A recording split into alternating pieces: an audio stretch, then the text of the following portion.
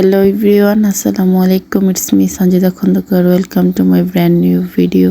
Get ready with my another new video. আজকে তৈরি করে দেখাবো খুব সহজেই পাউরুটিকে দিয়ে কিভাবে মালাই বানাবেন কিংবা ঘরে থাকা সাধারণ কিছু উপকরণ দিয়ে রসমালাই আইটেম বানিয়ে নেবেন। আমার ভিডিওটি আপনাদের কাছে কেমন লেগেছে অবশ্যই আমাকে কমেন্ট করে জানাবেন। আমি আজকে এখানে উপকরণ নিয়ে নিয়েছি মিল্ক, হাফ কেজি পরিমাণ মিল্ক, পাউডার দুধ দিয়ে এটা আমি ভালো করে নেড়ে চেড়ে দিব।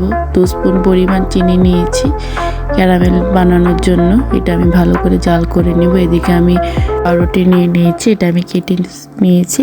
আপনারা যার যেরকম স্লাইস পছন্দ সেই অনুযায়ী কেটে নেবেন। দেখুন আমার মালাইটা ঠিক এরকম হবে, এটা অনাবত নাড়তে হবে। এবার আমি পাউরুটির জন্য ঘি নিয়ে নিয়েছি। আপনারা বাটার বা ঘি যেটা পছন্দ সেটা নিয়ে নিতে পারেন। এবার আমি এটা লো টেম্পারেচারে রেখে হালকা করে ভেজে নিব। এটা যখন বাদামি কালার হয়ে আসছে আমি এটা এবার নামিয়ে নিব। এটা আমার ভাজা হয়ে গেছে। এবার আমি বাদাম ভেজে নিব, কাঠবাদাম, চীনা বাদাম যাই যেটা খেতে চান ভেজে নেবেন। এবার আমি এর মধ্যে মালাইটা দিয়ে দিয়েছি। ডেকোরেশনের জন্য আমি বাদাম নিয়ে নিয়েছি, 2 রকমের বাদাম, খেজুর নিয়েছি। দেখুন তৈরি হয়ে গেল আমার আজকে শাহি মালাই। ভিডিওটি আপনাদের কাছে কেমন লেগেছে অবশ্যই লাইক, কমেন্ট, শেয়ার করে জানাতে ভুলবেন না। Thanks for watching my video. আসসালামু আলাইকুম।